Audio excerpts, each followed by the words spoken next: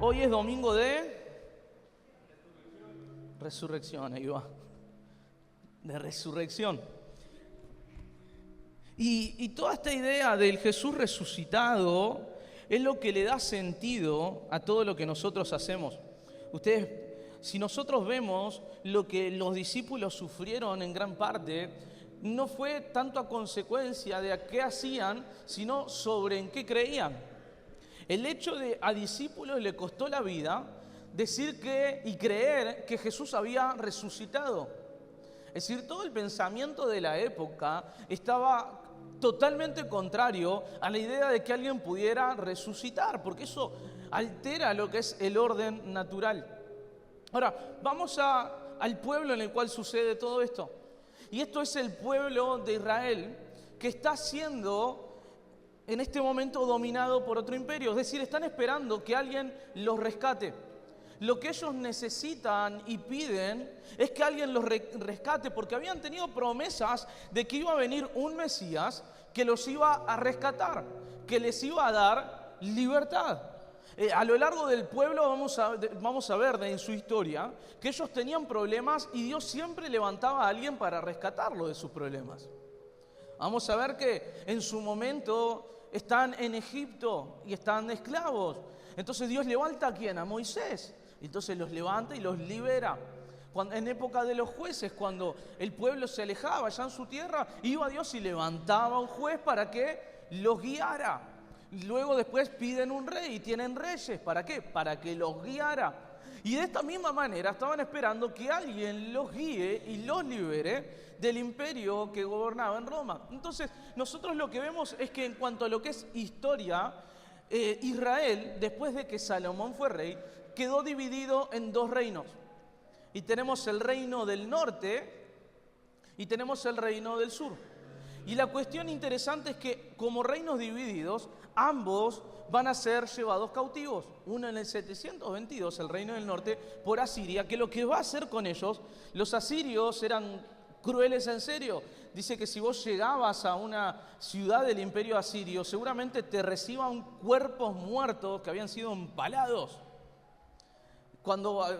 La decoración de los templos de los asirios eran profetas extranjeros y lo que hacían es con sus pieles decoraban el templo. O sea, este es el imperio asirio, que lo que van a hacer con los judíos es los van a mezclar, lo van a esparcir y prácticamente todo lo que era el reino del norte, ya va a dejar de existir. El que queda es el otro reino del sur, que luego, en el 586, antes de Cristo, Babilonia se lo lleva. Se lo lleva, entonces ya no tienen su tierra, ya no son libres a nivel político, ni económico, ni nada. Dependen de Babilonia. Luego de Babilonia, los medo-persas. Después de los medo-persas, los griegos. Después los griegos, los romanos. Entonces ellos dicen, ya está. Dios nos dio promesas y no las estamos viendo. Nos prometió una tierra. ¿Y qué pasa con esto de que nos promete una tierra y no la vivimos y no la disfrutamos? Y entonces lo que están esperando es que, hay una promesa de un Mesías que venga ahora. Imagínate que la cuestión del pueblo de Israel recupera recién su tierra en 1948. O sea, desde el 586 a.C., donde se termina completamente el exilio de Israel hacia Babilonia, ya no hay nada y no tienen tierras de ellos. Y ellos dicen, necesito recuperar mi tierra. Y llega Jesús, el libertador, quien los iba a liberar, el Mesías.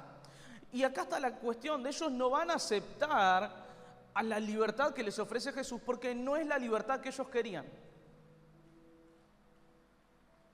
Era mejor lo que les ofrecía, pero no era lo que querían. Hay veces no te pasa que vos estás planeando algo y viene algo mejor, pero te gustó, disfrutaste, pero no era lo que vos querías, aunque fuese mejor. Hay personas que le mueven un plan e independientemente si lo que viene después es mejor, le cambiaste el plan y quedan como medio... Ahí. Mi esposa es un poco así. Y yo soy todo lo contrario. Mientras algo salga no planeado, mejor. Pero la cuestión es que ellos rechazan lo que Jesús les ofrece porque no les importa si es mejor. Es distinto a lo que quieren. Y nosotros vamos rechazando y aceptando cosas muchas veces, no en función de qué es lo mejor, sino de qué es lo que yo prefiero.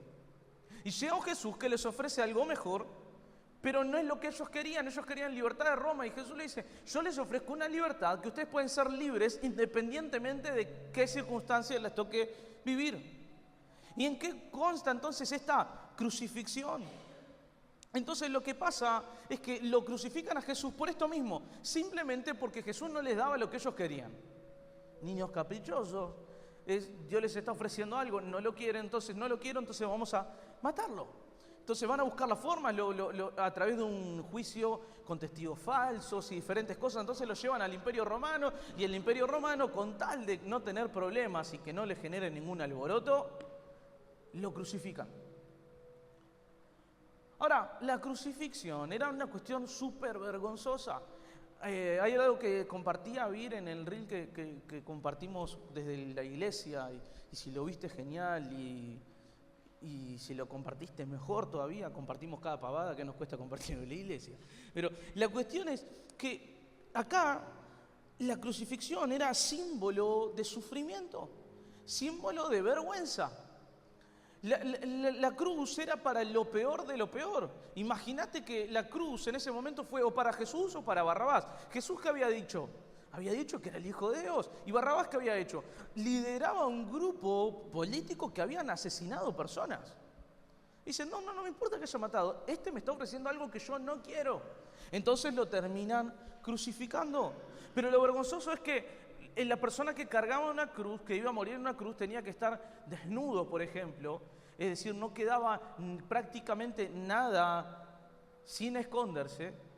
Y la cuestión del sufrimiento es que lo que la Biblia nos describe, que lo que hicieron con Jesús en el proceso de crucificarlo, es que antes de hacerle cargar una cruz, lo que le hicieron fue lo golpearon. Dice, lo define con cañas que eran especialmente para golpearlo. Y esto no solamente lo que está en la Biblia, esto es históricamente comprobado de que hubo un Jesús y que fue muerto en una cruz. Y el proceso era no solamente lo respalda la Biblia, lo respaldan los relatos del Imperio Romano de cómo hacían estas cuestiones de la crucifixión. Entonces lo hacían con cañas le pegaban. Dice que le pegaban con manos y que lo que hacían es, le pegaban y decía, a ver quién te pegó, a ver si tan Dios sos, tan hijo de Dios, a ver si sabes quién fue el que te pegó. Le pegaban ellos, le pegaban con cañas y todavía había un látigo que tenía, que lo que hacían es un látigo con cuerdas y que al final de esas cuerdas habían o pedazos de metal o de hueso que lo que buscaba era desgarrar la carne. Entonces cuando pegaban con ese látigo, lo que pasaba es se encastraba con la piel del hombre y lo que hacía es que al levantarlo sacaban pedazos de piel. Imagínense lo cruel que fue, que por lo general la cruz la tenía que cargar la persona que iba a morir. Pero dice que era tal el estado de la espalda de Jesús que le fue hasta imposible cargarla. Luego, en el momento de la cruz, por lo general o lo ataban con piolas las manos y los pies o con los clavos, como fue en el caso de Jesús, para que no pudieran espantar los insectos, porque venían los insectos que se comían la carne. Entonces Jesús, al tener las manos clavadas, sus pies clavados, al tener esto no tenía la posibilidad de espantar un insecto, y no solamente era el dolor de lo que había pasado, de que luego le traspasan el costado, no es solamente que le dieron vinagre, sino que aún los insectos, y no estamos hablando de nuestros insectos, estamos hablando de una zona totalmente distinta, y había insectos que podían literalmente comer carne, entonces le comían los mismos insectos la carne de Jesús que había quedado al descubierto por todo este proceso. Ahora, la gran pregunta, y que a veces no nos terminamos de decir, es ¿por qué Jesús tiene que morir? Porque no es que vino a hacer un sacrificio simplemente lindo y decir, murió por vos. ¿Y por qué? Como esta cuestión que decía un pastor, dice que veía un cartel que decía, Cristo es la respuesta, y abajo decía, y bueno, ¿y cuál es la pregunta? ¿Por qué? ¿Por qué es que Jesús murió por nosotros? Acá hay un principio importante, y ahora es mucho teórico y ya vamos a ir a lo práctico. Pero es importante que te quedes con esto. Es que siempre en la Biblia lo que se nos detalla es que la paga del pecado, ¿qué es? Muerte. Cuando Adán y Eva, antes de que pecan, Dios les dice, pueden comer de todo menos de esto, porque si no, morirán. Ahora, ¿Dios mata a Adán y Eva? No. Dice que la respuesta de Adán y Eva es que se sienten desnudos y se tapan en parte. Dice que se tapan con hojas. Entonces, lo que hace Dios es los viste con pieles. Es decir, alguien tenía que morir. Dios no mata a Adán y Eva, lo que hace es mata un animal y los cubre con pieles, porque el hombre se quería cubrir con partes, pero Dios lo quería cubrir por completo. Entonces, a partir de ahí se empieza con esta idea de los sacrificios. Es decir, hay pecado, algo tiene que morir. ¿Y quién va a terminar muriendo? Para que no muera el hombre, lo que muere es un animal. Y esto se tenía que hacer de forma constante. Jesús viene a la tierra para que no se tuvieran que hacer más sacrificios, porque ya no fuera una obra externa la de Dios en el hombre, sino que para que Él fuese el sacrificio y hagan nosotros una obra interna, porque hasta ahora era todo externo, es Dios alejado. Incluso, imagínense para los judíos la cosmovisión de Dios que tenían, que había un momento donde dice, quien ve a Dios va a morir. Y ahora es Dios, no solamente lo hemos visto y no hemos muerto, sino que hemos vivido. Entonces, ¿por qué muere Jesús? Porque si hay pecado, lo que tiene que haber entonces, ¿qué es? Muerte. Y para que no muéramos nosotros, lo que pasa es que muere Jesús. Ahora, algo que me encanta es que incluso cuando está Jesús en la cruz, antes de exhalar su espíritu, de dejar, dice que consumado es. Y uno de los significados de este consumado es que era un término que se usaba en los mercados para definir que una deuda había sido saldada, pagado en totalidad.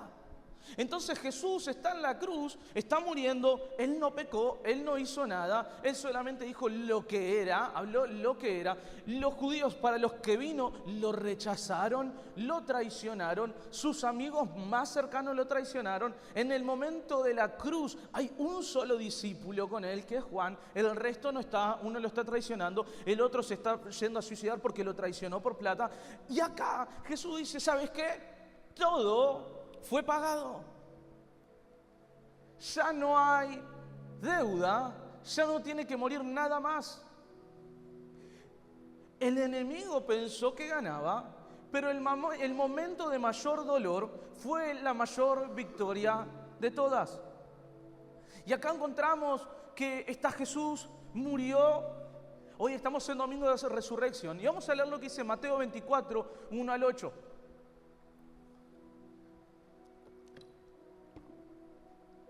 Porque después de un día donde no pasó nada, dice que al amanecer del domingo, una mañana como hoy, domingo de mañana, pero hace más de 2000 años. ¿Qué dice? Al amanecer del domingo, las mujeres fueron al sepulcro llevando las especias funerarias que habían preparado. Encontraron que la piedra de la entrada estaba removida, así que entraron. Pero una vez dentro, no encontraron el cuerpo del Maestro Jesús. Estaban desconcertadas, sin saber qué pensar. Entonces, de repente aparecieron dos hombres con vestiduras resplandecientes. Las mujeres asombradas se inclinaron rostro en tierra en señal de reverencia. Los hombres le dijeron, ¿por qué buscan al que está vivo entre los muertos? No está aquí, ha resucitado. ¿Recuerdan lo que les dijo cuando aún estaba en Galilea? Que debía ser entregado en manos de pecadores, ser crucificado y resucitar al tercer día. Entonces, ellas recordaron las palabras de Jesús. Entonces Jesús resucita. La piedra es movida, una piedra que no se podía mover fácilmente, al contrario, trancaba esa tumba, no estaba más. Y me encanta que aquello que otros pensaron que era el final, en realidad empezó a simbolizar nuestro inicio. Lo que nos habla esta cruz y lo que es su resurrección es que el dolor puede tener propósito, que fue la máxima prueba de poder. Ahora, recordemos, la paga del pecado, ¿qué es? Muerte. Entonces, Jesús muere porque otros pecaron. Ahora, lo que me encanta, entonces, ¿por qué resucita? Porque ahora no solo venció la paga del pecado, sino que venció el castigo mismo.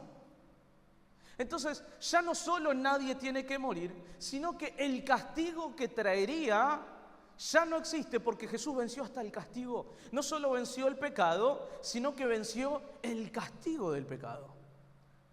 O sea, lo que nos hablaría de una muerte, de un final de nuestra vida, sin Dios, alejado de Dios, porque todos hemos pecado, porque todos nos hemos alejado. Ahora Jesús recibió el castigo del pecado, y no solo recibió el castigo del pecado, sino que también venció ese mismo castigo.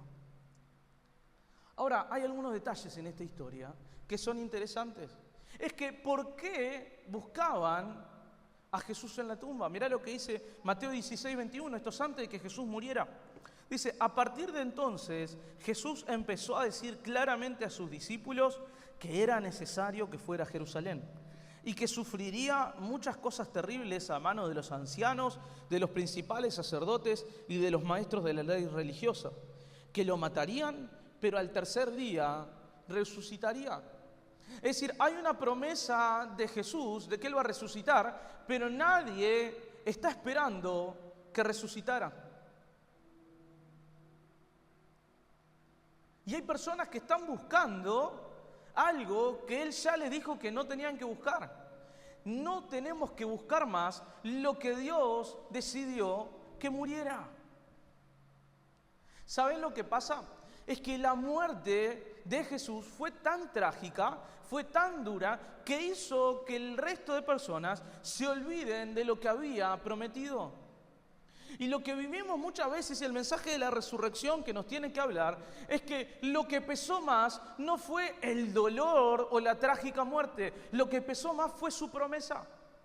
Y hay momentos en nuestra vida que nos tocan vivir situaciones de gran dolor, de gran injusticia, de cosas que nos tienen insatisfechos, de dolor, de traición, de lo que sea, porque nos toca vivir esos momentos, ¿sí o no?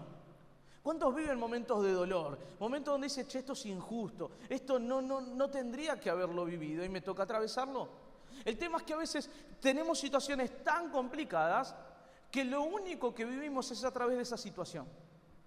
Entonces tenés algo tan presente que necesitas y no tenés, que lo único en lo que terminás pensando es en lo que necesitas y no tenés. O la situación complicada, ya sea a nivel familiar, laboral, lo que sea que nos toque atravesar. Y hay cosas en nuestra vida que han generado un dolor tan grande que nos han hecho olvidar de ciertas promesas que Dios nos ha dado. Y terminamos buscando aquello que Dios decidió que muriera. Y revolvemos en el dolor. Y lo que están haciendo las personas, estas mujeres, están yendo a revolver en el dolor. Están revolviendo en el dolor, dice que llevan especias, es decir, llevaban cosas para que no hubiera olor a muerto. O sea, van a revolver lo que les duele, cuando tienen una promesa de que eso no iba a doler. Y vivimos nuestra vida solamente a través del dolor y no a través de la promesa. La muerte nunca puede ser más grande que la promesa. La muerte nunca puede ser más grande que la promesa. Porque no podemos vivir únicamente a través de aquello que nos lleva constantemente a revolver nuestro dolor, a revolver nuestra insatisfacción, y nos olvidamos que hay un mismo poder que cumple sus promesas, y no podemos vivir más por aquella situación del momento, sino que tenemos que vivir por aquello que eclipsa el mal momento, que es su promesa. Pero muchas veces no es que la promesa no sea más grande de lo que estamos viviendo, muchas veces nosotros minimizamos la solución a nuestros problemas. Y vivimos en un estado constante de queja, que de un problema chico, mediano, grande, lo hacemos aún más grande. Y la resurrección no viene a minimizar el problema, porque la muerte siguió siendo real. Las promesas de Dios para tu vida no es para decirte, no es nada lo que estás viviendo. La resurrección de Cristo no nos dice a nosotros, no pasa nada, es muy chiquito. Lo que hace la resurrección de Cristo es, independientemente qué tan grande, qué tan gigante sea el problema que nos toca vivir, hay una promesa que es aún más grande que la muerte que nos tocó atravesar. Hay una promesa más grande que tu sufrimiento. Hay una promesa más grande que tu soledad. Hay una promesa más grande que tu insatisfacción. Hay una promesa más grande que tu cansancio. El tema es qué tan grande haces vos tu problema y qué tan grande está haciendo Cristo en relación a tu problema.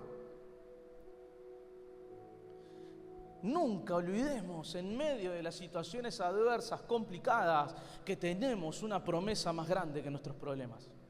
Cuando nos sentimos solos, tenemos soledad y nos sentimos poco acompañados en la vida, recordá que hay una promesa más grande, que es que aunque te deje tu padre, tu madre, los brazos del Padre siempre están abiertos y disponibles para vos. Cuando hay situaciones extremadamente adversas y decís, esto es imposible, yo mismo me metí en este problema, yo mismo estoy metido acá. Recordá que el poder con el que vivís no es con el poder de tu problema, es con el poder de la resurrección. Lo que nos habla hoy la resurrección es que no busquemos más lo que Dios decidió que muriera, porque lo que murió, aunque suene raro, lo que murió fue la muerte. Lo que murió fue el problema. Dejemos de buscar y revolvernos en problemas y revolvamos en las soluciones que Cristo nos ha dado, en las promesas de resurrección, en las promesas de que aquello que estaba muerto y que era imposible de que reviviera, ahora resucita, porque caminamos en el poder de la resurrección, no en la tristeza de la muerte.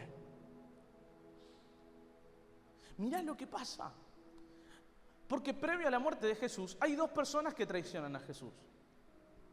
Está Judas, que lo conocemos, que dice que lo cambió por 30 monedas de plata. Y lo traicionó. Pero Pedro también lo traicionó. Pedro lo negó. Y es más, Pedro, así como Jesús vio cómo Judas lo traicionara, nos dice que cuando está saliendo Jesús de un falso juicio, dice que lo ve a Pedro negándolo. Pedro niega a Jesús, Pedro traiciona a Jesús y Judas también. Y ambos hicieron lo mismo, pero los dos tuvieron finales distintos. ¿Sabes por qué? Porque Judas se quedó revolviendo en la muerte. Judas se quedó revolviendo en lo que había hecho. Judas se quedó revolviendo en la muerte. Yo lo traicioné. Yo hice esto, yo hice lo otro, y era todo verdad. Y se quedó revolviendo en la muerte. Pedro hace lo mismo, porque vuelve a pescar. Vuelve donde estaba antes. ¿Sabes cuál fue la diferencia? En que Pedro se pudo encontrar con el poder de la resurrección. Es que Pedro se pudo encontrar con Jesús, que le dijo, mis promesas son más grandes que tus fracasos. Mis promesas y lo que tengo para vos es más grande que me traicionaste, es superior a tus fallos, es superior a tu fracaso. No importa qué tan hundido estás en la muerte, la resurrección de Cristo habla y grita más fuerte. Otro detalle que me encanta de esta historia es que todos los evangelios hablan de la tumba. Y cuando hablan de la tumba, tienen algo en común. Es que ningún evangelio dice que la tumba quedó vacía. Ningún evangelio dice, y la tumba quedó vacía. Un evangelio va a decir, no está su cuerpo, dice. Otros evangelios lo que van a decir es, quedó su lienzo y su sudario. Pero ninguna nos habla de que quedó vacía. La tumba no quedó vacía, porque nuestra vida tiene que quedar en la tumba. Nosotros tenemos que decidir qué es lo que hoy quedó en esa tumba. La cuestión es que la tumba no quedó vacía porque ahí tienen que quedar cosas de nuestra vida. Porque en la tumba sí no está Jesús, no está su cuerpo, pero sí está tu pecado, pero sí está tu angustia, pero sí está tu dolor, pero sí está tu ansiedad, pero sí ahí están tus preocupaciones. El tema es que muchas veces, como estas mujeres, vamos a revolver lo que Cristo ya decidió que estuviera muerto. Y vivimos con constante ansiedad, preocupación constante, exceso de futuro.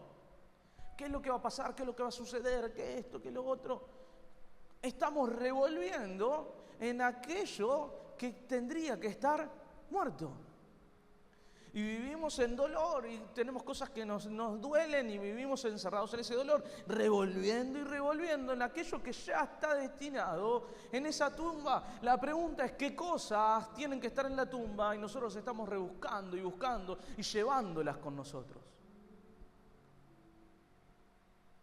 Porque Jesús resucitó, pero no quedó nada de lo que Jesús usó en la cruz. No quedaron los lienzos de la cruz, no quedó el sudario de la tumba, solo su cuerpo resucitó.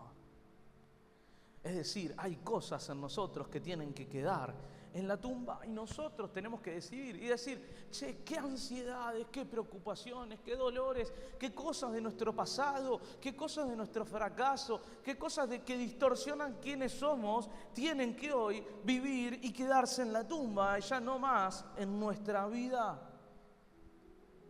Hay cosas que nos faltan de que vivan en muerte. Romanos 6, 3 al 4. Dice, ¿o no sabéis que todos los que hemos sido bautizados en Cristo Jesús, hemos sido bautizados en su muerte?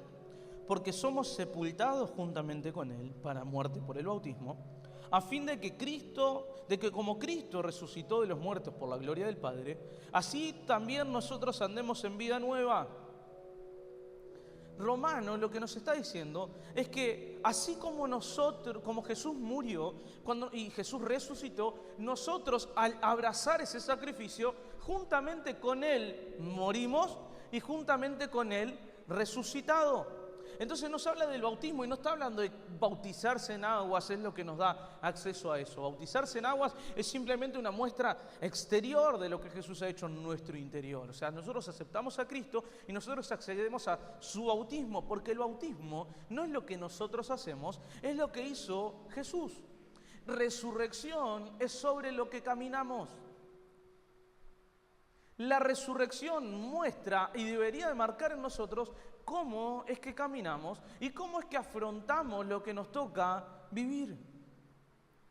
La muerte de Jesús es el sacrificio, pero lo que nos muestra la victoria a través de este bautismo es que el bautismo, o sea, la muerte y la resurrección de Jesús forman parte de un solo acto. La muerte y la resurrección de Jesús son una sola cosa. O sea, sin muerte no hay resurrección. ¿Sí? ¿Está claro? O sea, para resucitar primero tiene que morir. Pero la muerte por sí sola queda incompleta porque no solamente aquello que murió en nosotros, sino es ahora lo que tiene que empezar a vivir en nosotros. Me encanta cómo cambia la perspectiva de las personas cuando son conscientes del poder con el que viven.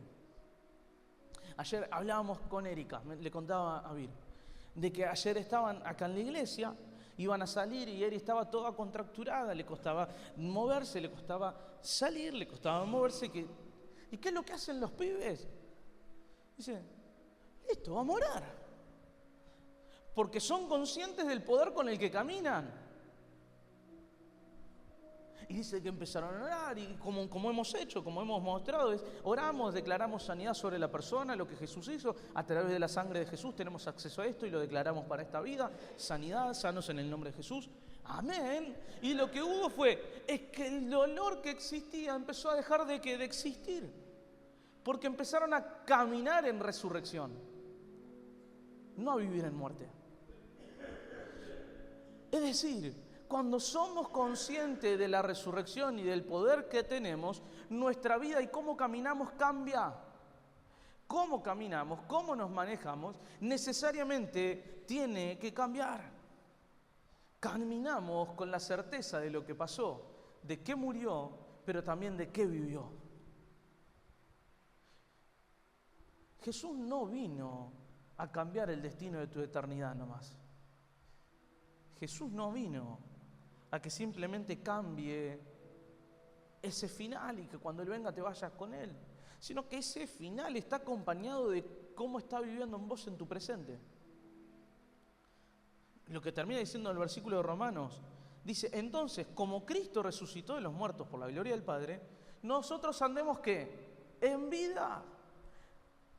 El tema es que la muerte y la resurrección de Jesús son un solo acto y hay gente que se queda en muerte y como no puede morir a ciertas cosas no termina viviendo nada. Y hay cosas que cargamos con muerte en nosotros y terminamos sin vivir con la plena conciencia del poder que tenemos. Nuestro futuro es cambiado, pero en función de cómo nuestro presente está siendo vivido en Cristo. Me encanta que Cristo cambie nuestro destino. Pero más me gusta que nuestro destino está definido por cómo Cristo vive en nosotros en nuestro presente. No es por lo que hacemos, es por en qué caminamos, en qué andamos, cómo nos manejamos. Hay una historia que siempre cuento en un estado de pobreza en casa, que nos quedamos justos, se nos rompieron a Vale a mí los championes. Un desastre, es como decir, sin plata, ya que comprar 2 pares de championes para los pibes. Y no sé dónde consiguió mi madre unos pares de championes igual de horribles, porque eran iguales, solo que uno azul y otro rosado. Y era una cosa espantosa, lo he buscado en Google y busco championes feos. Y no me parecen championes tan feos como esos. Y yo busco, digo, y lo describo. Y son más lindos todavía. Son tan feos que ni en Google están, ¿viste? Y esos championes, Vale, tan feos eran que cuando Vale abre la caja, mis padres, pobre, me acuerdo de la caja de mis padres como diciendo, yo sé que esto es una porquería. Pero no había nada. ¿Era eso o comemos? Vos elegí. Y agarró, y Vale abre los championes, abre la caja de championes. Mira, y arranca a llorar. Eran tan feos que Vale lloraba de lo feos que eran. Y lo que... Yo también quería llorar, pero es como que, bueno... Agarré y le digo, Vale, ¿sabes lo que me acabo de dar cuenta? Que en estos championes corremos más rápido. Y Vale llorando, ¿en serio? Le digo, sí, mirá, vamos a correr el pasillo. El pasillo se caía a pedazos, era un asco, ¿viste? Pero salimos al pasillo a correr y me dejé ganar una carrera por Vale. Y Vale me decía, ¡corro más rápido! ¿Y a qué me refiero con esto? Que en función de con qué creemos que caminamos, determina cómo caminamos. Vale no corrió más rápido, creía que corría más rápido. Nosotros no solamente que cambia lo que creemos, sino cambia nuestra realidad. Porque lo que creemos determina cómo caminamos, cómo corremos, cómo estamos caminando, sobre qué estamos caminando. Y la resurrección marca aquello de cómo deberíamos caminar, con la plena conciencia del poder con el que cargamos, con la plena conciencia de lo que Dios puede hacer contigo, de que podés soportar lo que antes no podías soportar, podés caminar lo que antes no podías caminar, pero el tema es si vivimos en constante muerte, en constante no se puede, no puedo, estoy agobiado, no vamos a seguir haciendo nada porque seguimos caminando en muerte y no caminando en resurrección. Cuando caminamos en resurrección somos plenamente conscientes de lo que podemos hacer con Cristo, porque hay un poder que cambió cómo caminamos, hay un poder que cambió cómo nosotros creemos que podemos caminar, porque cambió, no solamente murieron cosas en mi vida, sino que empiezan a vivir cosas que antes no podía vivir. Podemos vivir de una manera distinta. Caminamos con la certeza de que hay un Dios, un Cristo que ya venció. Mi perspectiva de la sanidad cambió cuando empecé a orar sabiendo de que mi oración no cambiaba nada, sino lo que cambiaba es lo que había acceso en la cruz. Entonces empezamos a ser un poquito más conscientes de, yo cargo con sanidad, porque Jesús en la cruz determinó sanidad. Entonces yo cuando oro por alguien, simplemente es, en la cruz hubo sanidad. Toma. Y Dios empieza a hacer cosas increíbles, porque empezamos a caminar en la conciencia de lo que Cristo determinó. No son mis championes, no es cómo yo camino, es sobre qué camino, es sobre qué me manejo. Caminamos sobre la victoria que nos da la seguridad que en nuestra vida ya no vivimos en derrota a consecuencia de que Cristo resucitó. Como Cristo resucitó, nosotros hemos resucitado, pero no vamos a poder resucitar y caminar en poder hasta que decidamos morir nosotros y que de una vez por todas dejemos de revolver en la muerte. Dejamos de revolver constantemente en el pasado, constantemente en lo que no puedo, y empezamos a vivir constantemente sobre aquello que podemos caminar, que no es sobre lo que yo puedo, es sobre lo que Cristo pudo, y ahora puedo lo que antes no podía por lo que Cristo hizo, por lo que Cristo cambió, porque caminamos con el poder de la resurrección. Vivimos con el poder de la resurrección y Dios respalda a las personas que viven por el poder de la resurrección.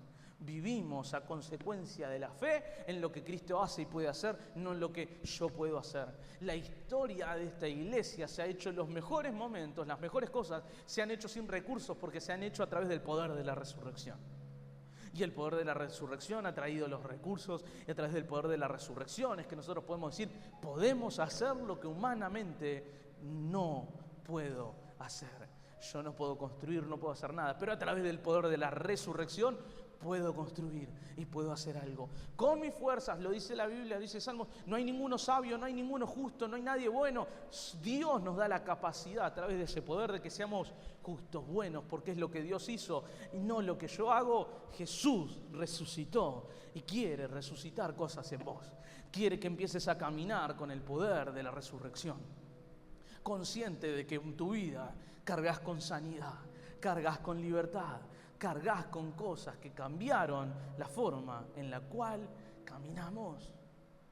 Hola, ¿cómo estás? Somos los pastores Feri y Birmadrazo y estamos muy contentos de que nos escuches. Si te gustó este mensaje y querés seguir escuchándolos, te invitamos a que le des me gusta y que también te suscribas para recibir cada uno de ellos.